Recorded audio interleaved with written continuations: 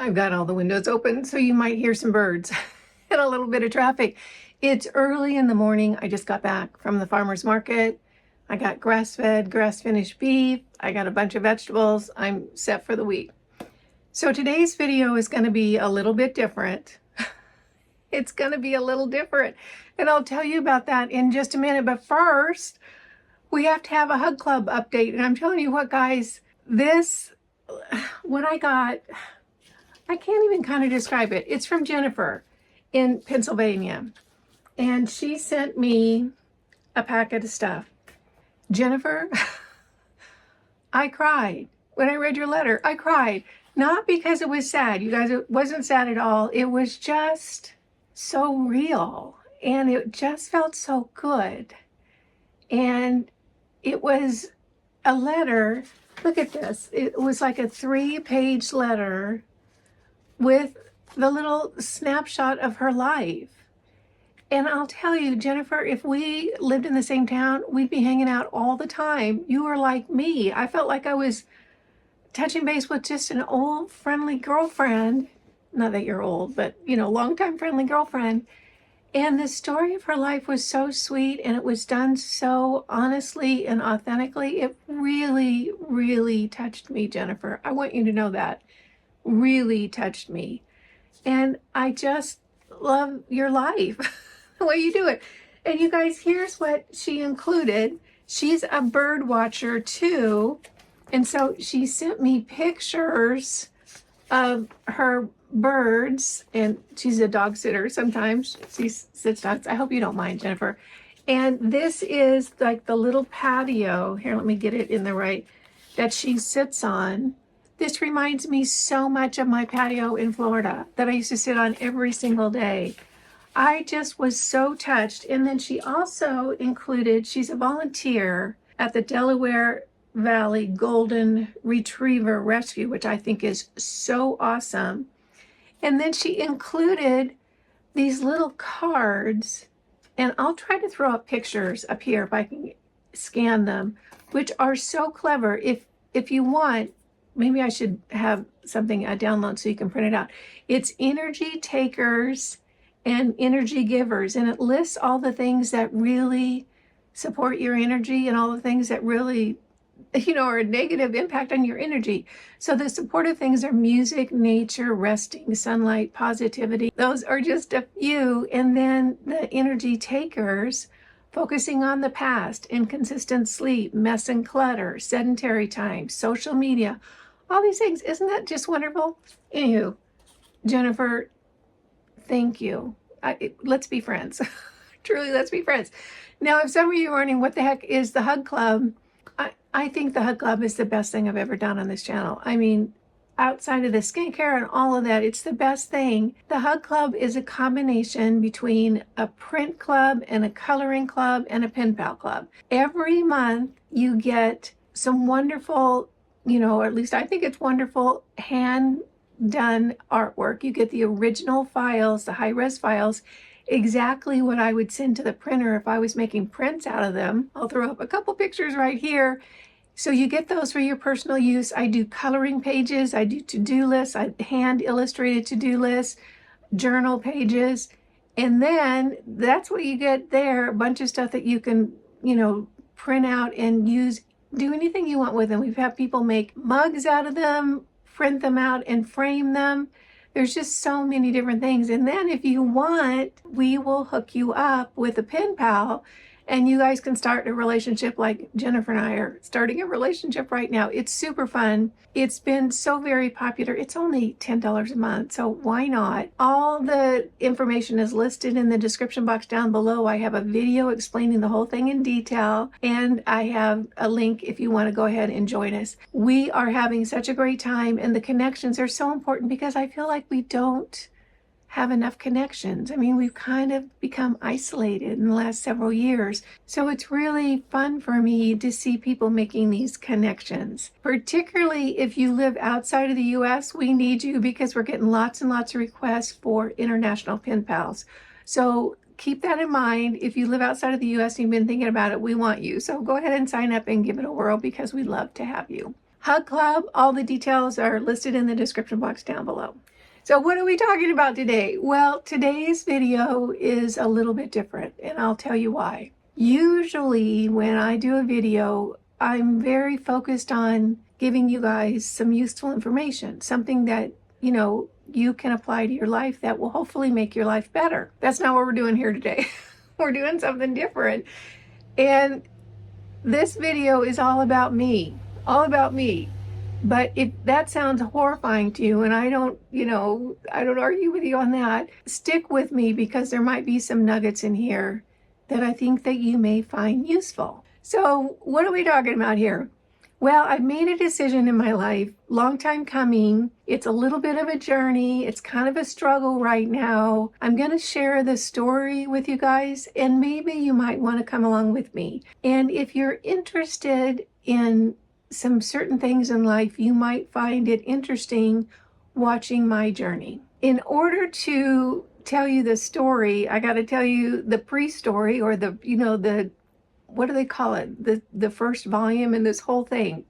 So settle in, get yourself something nice to drink, and I'll kind of give you my background because, this whole thing's about me. I grew up in an artistic family. I just did. My mother had the largest art school and gallery in Northern California at the time. My stepfather was an art teacher. He made jewelry and he was a sculptor. It was a hippie household. So it wasn't uncommon for me to wake up in the morning and there was a sculptor sleeping on the couch, or there was an abstract painter drinking coffee in the kitchen. I mean, that was just the way I grew up. It was very, very non-traditional, very hippie, very arty. I ended up then going to art school. I have a major in fine art and a minor in art history from UC Davis, and I did study a semester in Perugia, Italy at the University for Foreigners, in Università per Stranieri. And then I ended up going to Chico State that had the most developed graphic design department at the time, and I got another degree in graphic design. So my whole background was in art. And when I was in high school, actually it started when I was really in junior high, I was an absolutely obsessive watercolorist. I started watercoloring when I was about 12 or 13, and it just became, I'm not kidding you, like an obsession. I was the weird kid in high school where all the people would be going to the Friday night party, and I'd say, no, I'm gonna stay home and paint. Because that was what I was the most interested in. So I started watercoloring really young, and over the years, I became pretty proficient at watercolor. Long story short, I ended up getting married. I did a little bit of art here and there. I illustrated a movie, a stop action animation movie, children's movie, that was distributed by Disney into all the Disney parks. And I just did a few things here and there. Got married, and what I did then, we were living in Palm Springs, is I opened up a graphic design studio, just one person graphic design studio. And I was like the house designer for the La Quinta Hotel. I did some local projects, graphic design, this and that. Well, what happened next, and you guys have heard a little bit about this, is my office, my graphic design office, was downstairs in a building. Upstairs was the E.F. Hutton brokerage firm. And I ended up meeting the manager of that office because that's where my husband worked, upstairs. Well, the manager of the E.F. Hutton office started recruiting me hard, like very hard, because he thought, that my personality would be good in his industry. And I was like, nah, I'm not a fit. Well, finally, he was hammering me for so long. And I looked at the cars that the brokers were driving, and I looked at the car I was driving. I thought, well, maybe I'll give it a whirl. So I ended up going to work for E.F. Hutton as a stockbroker and went through the training and that whole thing. And it turns out I was really good at it. I was like number 1 or number 2 in my class for the time that I was with E.F. Hutton. Well, after about 2.5 years, I just had to concede I was miserable. I was good at it, but I was miserable. It just didn't fit me. So I talked with my husband. He had never really wanted me to work. So I said, I'm thinking about leaving. And he was thrilled. He was absolutely thrilled. He wanted a wife at home. So I gave him all my clients and I went home and I got pregnant and I had my oldest daughter, Heather.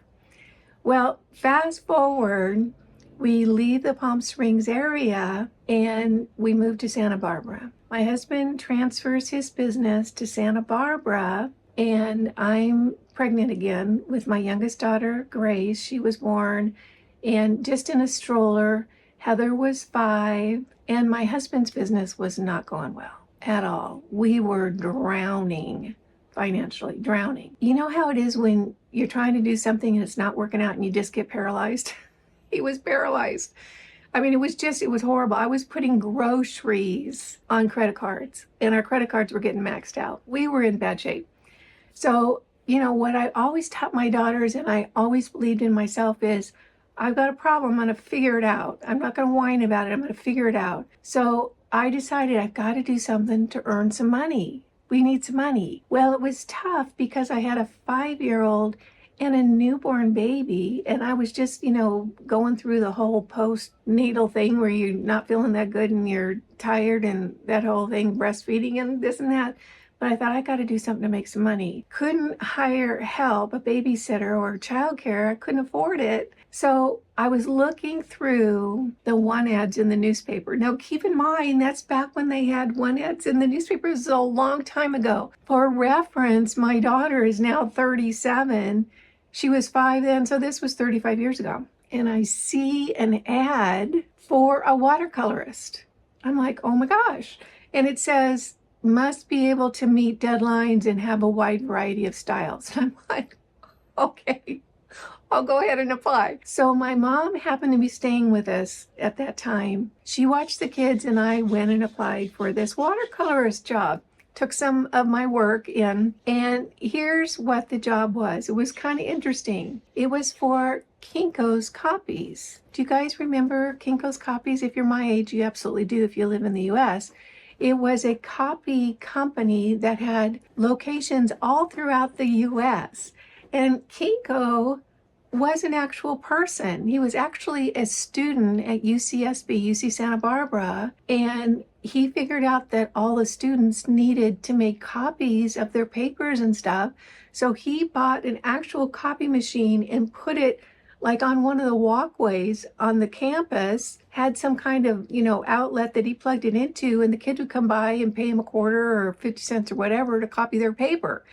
That's how he started, and his name was Kinko because he had really, really curly hair. Well, he built that business into this huge nationwide business, and at the time, it was still Kinko's. The job was for his company. Kinko's had hired a local design studio called Flavia. Flavia used to do this line of greeting cards, and what Kinko's wanted is they wanted to develop that line of printable paper that you could go into Kinko's and it already had an illustrated border like flowers or balloons or baby stuff, that you could buy that paper and then print your invitation or your party invite or your announcement or whatever on this pre-illustrated paper. That was the project. So they hired me because I was a pretty good watercolorist, and I had a lot of styles, and I knew how to, meet deadlines. Turns out that I ended up illustrating pretty much the lion's share of that whole line that was in Kinko's years ago, but it was super, super popular. They did not pay me a lot, but it did buy groceries, and, it kind of covered things until, things turned around. So that's how I started working professionally as an illustrator. What I figured out is, hey, there's a market for what I'm doing. And that's what I want you to listen to. If this whole story is boring, but you like people who are creative and innovative and entrepreneurial, that's what I want you to pay attention to, is that I figured out that there was a market for what I was doing. In other words, there was a need for what I was creating. I wasn't just painting and hoping people would buy it. There was a need. So what I would do then is, because my artwork was on all these stationery products in Kinko's, and you could go in and buy a sheet of paper or an invitation or an envelope or whatever, I went in and bought a whole bunch of my own work that was printed on like the 8.5 by 11 party invites or the little invitation invites. I went and bought a bunch of those, created marketing packets, and I got addresses and contact information for the art directors of companies that produced products with images on them, like stationery companies, greeting card companies, gift bag companies, companies that, you know, did ceramics that had images on them. And I created all these marketing packets and I mailed them out. And it was, you know, examples of my work. I had a little resume in there, had contact information. I sent it right to the art director and I started getting hired. They would call me. I don't think there was email back then. I think they would call me or send me a letter. I can't even remember right now. And I started getting jobs for these companies that produce products with images on them from watercolors. Something that was just a hobby of mine forever. Fast forward, I ended up building this whole business in what is called the surface design industry as an illustrator from that first job with Kinko's. And why did he even apply to that first job? Because we needed the money. So here's an example of when things look really dark and you decide, okay, I got to figure this out. I always told my girls, don't whine, don't roll around in pity, figure it out. And by golly, I raised two daughters that figure things out. That's for darn sure. So I ended up building this whole business as an illustrator from that one, decision. I've got to figure this out. And went and got the job with Kinko's, and there we go. So fast forward years into it, I built a very, very nice business illustrating for different companies, and I ended up working for almost every company worldwide that produces products that have images on them. I have illustrated thousands of greeting cards. I've illustrated flags and mats that you put out in front of your home, and gift books and gift items and just flags. I mean, everything. I have illustrated. If it's a product that has imagery on it, I illustrated it. And it all started from that little bitty seed of needing to make some cash. So I had been doing it now for probably maybe around 10 years. So it really turned into quite a little business. And every year I would go to the Surtex show at the Javits Center in New York City, and I would put together a booth with my images, binders with all my work in it, and I would meet with different art directors from different manufacturers and find out what they were interested in. And that was, one of the ways I promoted my work. This was way back when, before there were even really digital files. We mailed the original artwork off so they could, do whatever, take a photograph of it and transfer it to a print file. I mean, it was really low tech. During that time, we did, move up into scans and digital files and this sort of thing. But back then, you mailed off the artwork and hoped that they would mail it back, because I could sell an image repeatedly. In other words, I could create an image that could get licensed for a greeting card, and then a flag that you hang outside your home, and then maybe for illustrations for a gift book, and then maybe a gift bag. So every image that I created, I could resell and earn licensing royalties from that image. So I would go to Surtex every year, and actually my daughter Heather, who's editing this video, hi honey, once she got a little older, she would go with me and work the booth with me. She was really good. She had such a great memory. So when someone said, well, we need something, with this theme, she could flip right to it in the book. She was really good in the booth. So about 10 years into it, I realized I really knew a lot about the business, because I had, for the most part, managed my own license. There's a lot of artists who don't want to manage their own license. In other words, they just want to paint, and then they turn their collection or their line over to an agent, and the agent is the one that reaches out to companies, negotiates the contract, manages the royalties, and that sort of thing. I had always pretty much done it on my own. So I had read the contracts, negotiated the contracts, and I'll tell you what, if you want a good negotiator on your team, you get me. I am a fierce negotiator. So I had managed my license or my work the entire time. And what I realized is that I knew a whole lot about the industry because I knew how to read a contract. I knew what terms to ask for. I knew what terms to look out for. I knew how to manage the royalty. I mean, I just did the whole thing. So I decided to take all that knowledge and open up an art licensing agency of my own. Didn't mean I was going to stop painting, but by this time I had a collection of hundreds of images that I could resell over and over and over again. So I opened up an agency and I started representing other artists. It was called Montage Licensing. So that was kind of how I, did things for the next several years. I represented other artists as well as myself, continued to go to Surtex in New York once a year, and that was really kind of my career. I was an illustrator in the gift and paper products industry. So the reason I'm telling you this is because I was an illustrator, which is different to me than an artist. So eventually I sort of cycled out of that business. It really kind of fell apart after the housing crash in 2008, 2009. I mean, it petered along for a little bit, but a lot of the companies went out of business because the economy was so bad. And I ended up doing other things.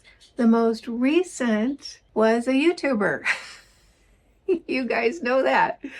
And how did I start my YouTube business? The same way I started my art licensing business. I needed to do something. I had been doing a few things. I designed a journal and a planner and sold those. And then I went traveling for several years. And I got kind of back to California. I thought, I probably need to get something together here. And I look terrible. You guys know that. And I thought, I want to start a YouTube channel, or I think I want to start a YouTube channel to see if I can fix my face.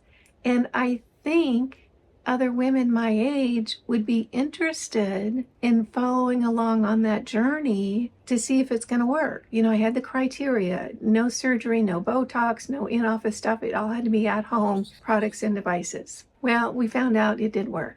But the important thing I want you to make note of, just as I asked you to make note of the fact that I realized there was a market for my ability to paint watercolor, I thought, there is a market, or there are people interested in whether an older woman whose skin looked terrible can fix it with at-home products and devices. I thought that's a worthy journey.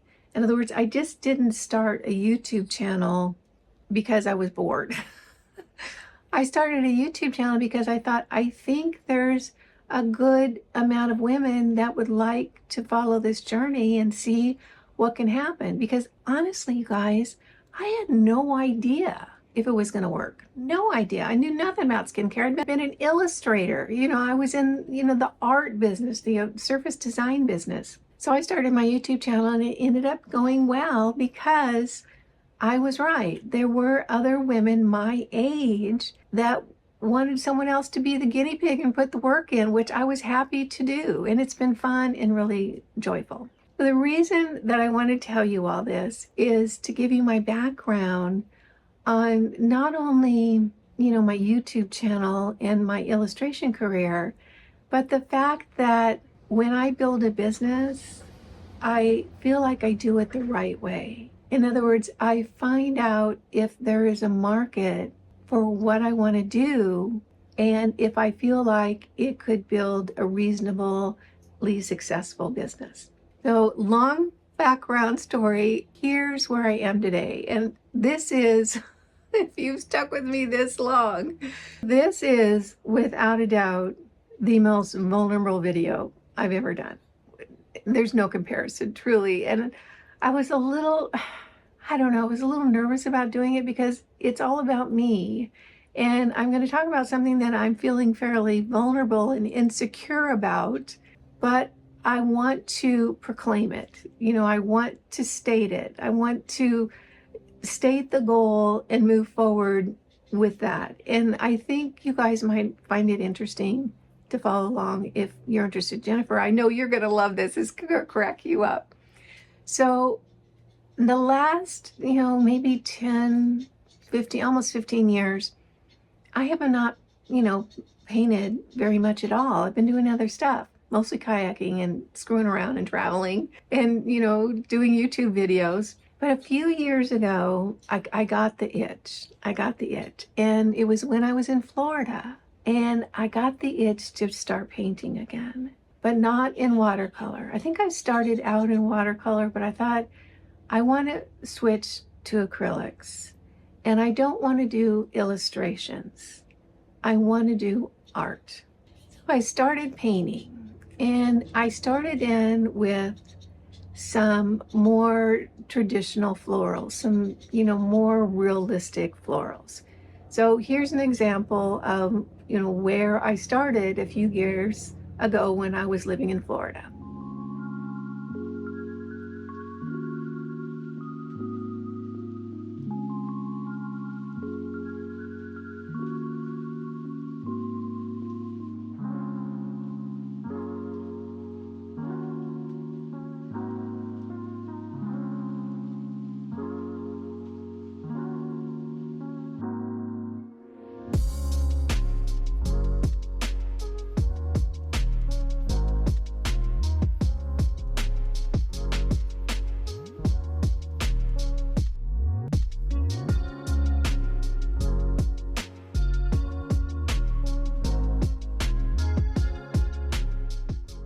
So I did the realistic florals for a little while. It wasn't very satisfying for me. I mean, I thought they were good. They were good, but it didn't kind of float my boat. So then I moved into some looser florals. That was a little bit more fun.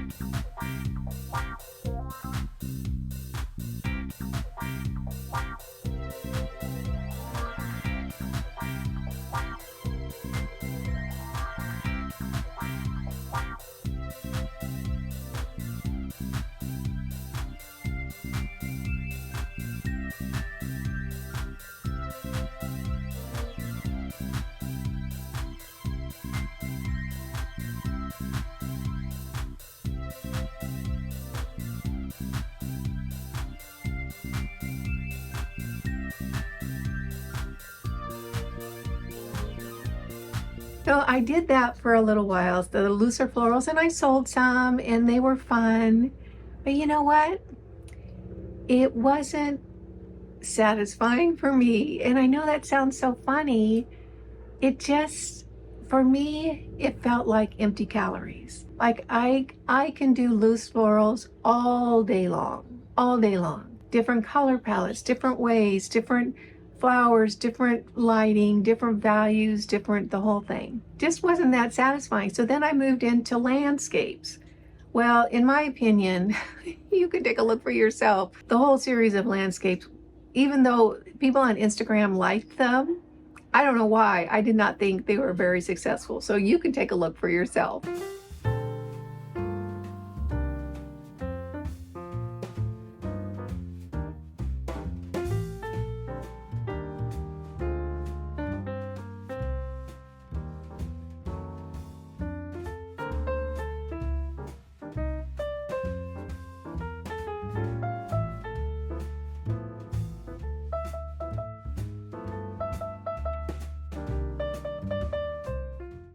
So then I kind of got frustrated with the whole thing because I didn't feel like I was going anywhere. I wasn't developing what I felt like was a unique look at the world, was a unique style, was something different, something that really felt satisfying for me. And you know what I did?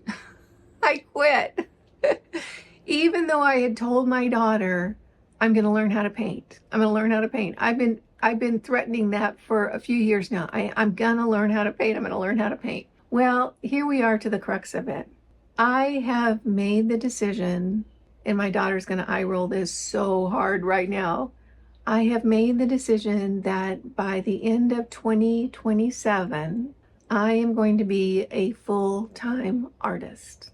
Not an illustrator, an artist. And right now, You might be saying, well, what are you talking about? You've been painting for decades. Well, being a paintbrush for hire is very different than being an artist. So what's the difference? When you're a paintbrush for hire, you're filling an order. Like someone would say, you know, we're looking for 12 holiday cards.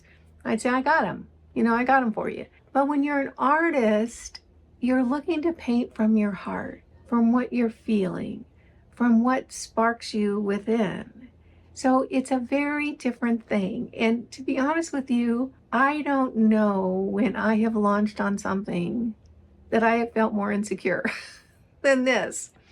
So it is now my commitment and my goal to be a full-time artist by the end of 2027.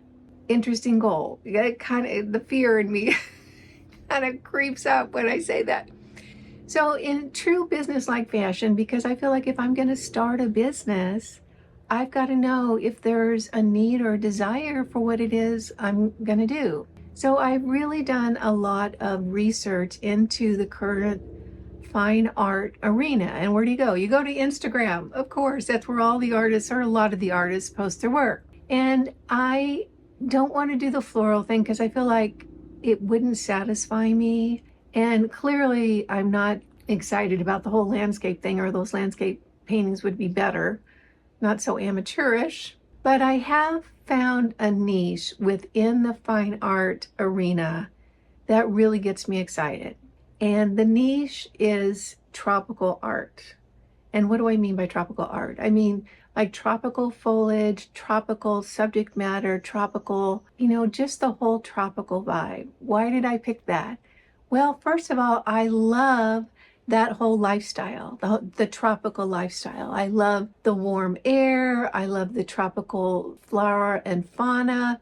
I just love the whole look. I love the colors. I love everything about it. So it would keep me engaged, I think, for a long, long time. And when I'm thinking about what is it I want to paint, if I'm not interested in it or engaged or find it interesting, you know, it's going to flame out in a couple of months. I need to find something that's going to keep me engaged and excited in the morning to bounce out of bed and get started on it. So I have looked at the whole arena, at least on Instagram and on Pinterest, of tropical art, and I think that there is an area where there is a need that's not being met. And that area is a different look at tropical, a different color palette, something a little bit more abstract, a little less bold neon colors, maybe a little softer, more muted colors, or a more modern color palette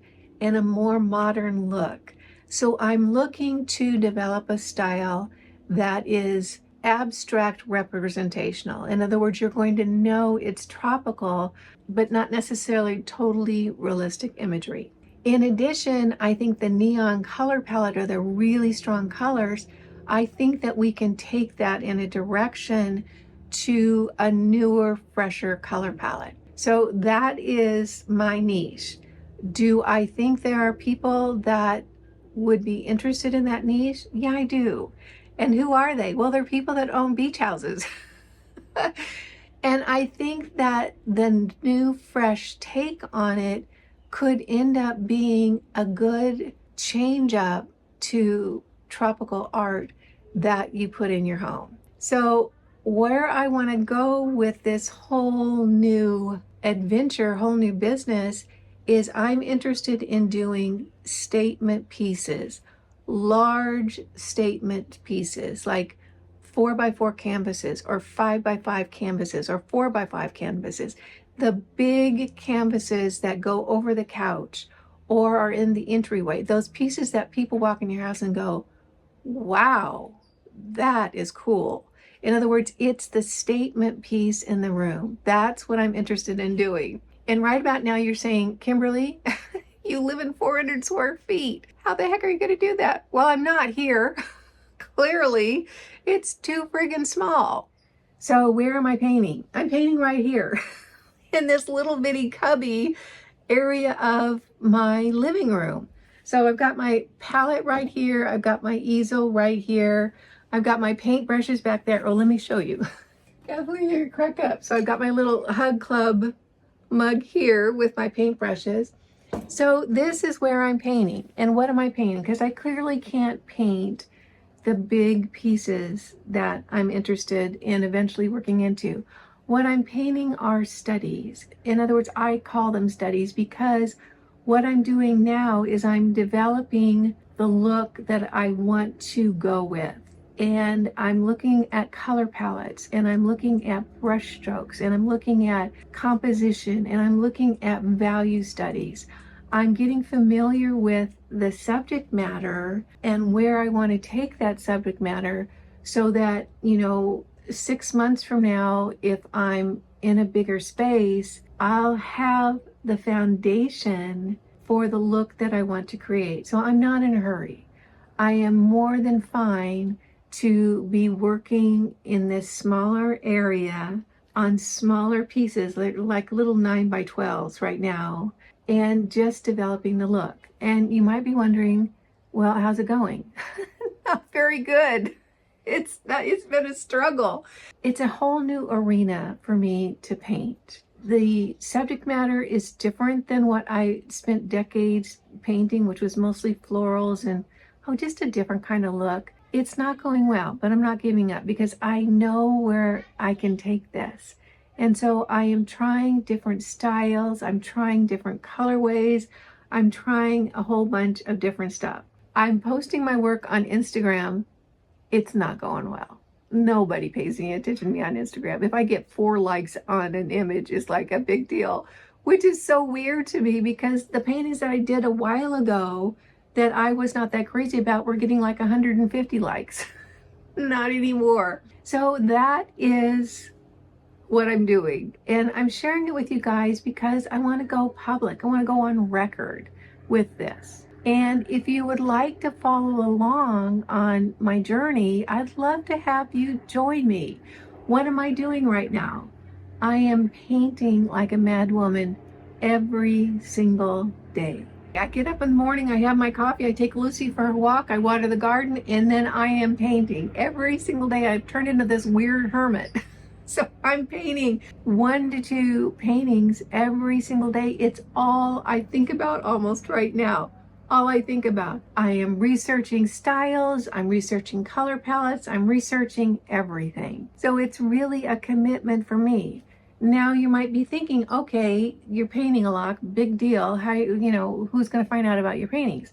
That's a good question. I have already figured out how I'm going to market the work when I have a body of work that is larger because I have developed the style and I know the direction I'm going in. All the issues will have been solved by the time I get to the larger pieces.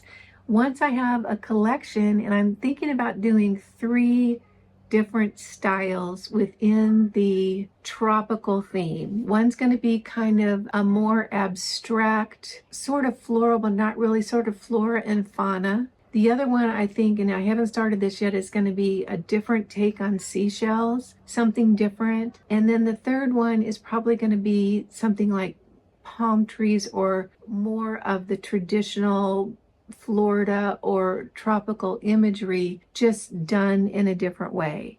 That's what's really important to me is, I'm barely focusing on trying to see it different. How can I create a new look on something that we all love? The tropics. Everybody, most people really love the tropics because it says vacation. It says relaxation. It says a freer life. So once I get that collection, then I'm going to start reaching out to interior designers. And how am I going to do that? I'm going to start developing my list of interior designers now. So by time I get to the place where I have collections to show them, I can work with them. I'm also going to continue to post on Instagram and Pinterest. Why Pinterest? Where do people who are decorating their houses go? They go to Pinterest. Oh, I'm going to be on Pinterest. So I am really thinking about how to market this collection of work while I'm building up the very work itself.